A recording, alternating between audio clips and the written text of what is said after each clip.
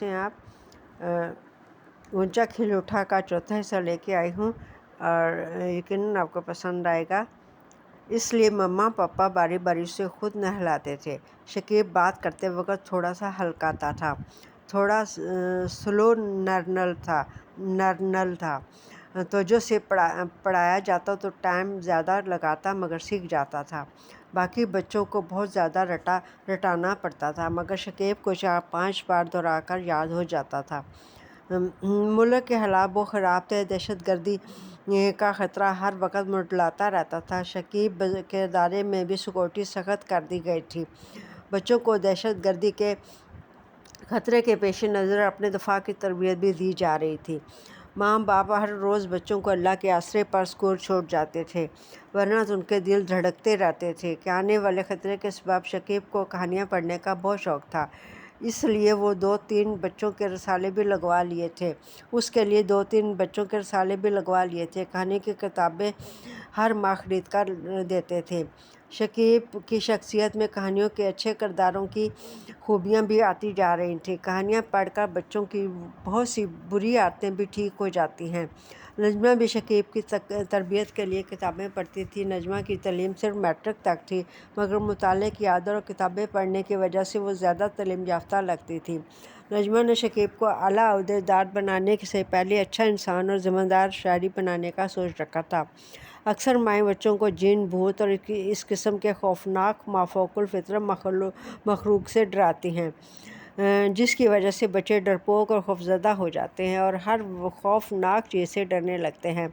उनके दिल में खौफ बैठ जाते हैं। नजमा ने शकीब को कभी भी नहीं डराया था, बल्कि उसको बहादुरी का सबक सिखाती थी कि अगर कभी भी ऐसा मौका आए तो बजाय डरने के वो इस खौफज़दा करने वाले मौके पर डट का मुकाबला करे और या वहाँ से भाग जाए। इस तरह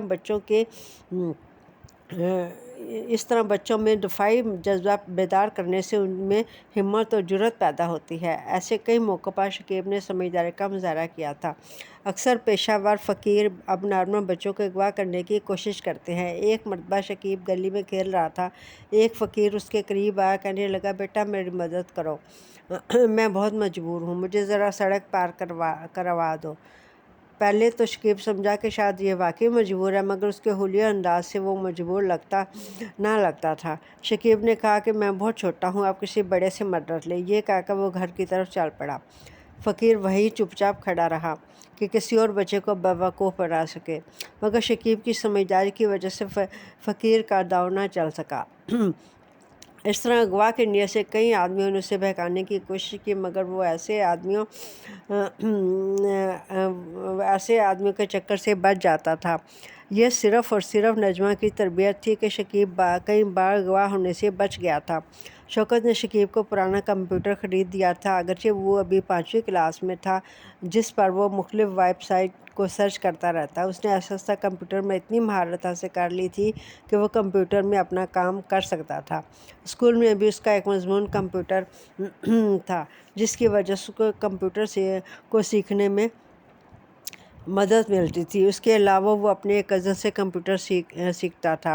वो बेकार कंप्यूटर गेम्स खेलने की बजाय कंप्यूटर के प्रोग्राम में दिलचस्पी लेता था। बड़ा होकर MCS कंप्यूटर में करके अपना मकाम बनाना चाहता था।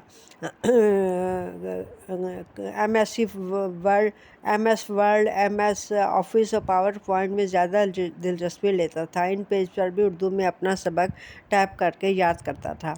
ये थी बच्चों ऊंचा खिल उठा का चौथा हिस्सा। यकीनन आपको पसंद आएगा।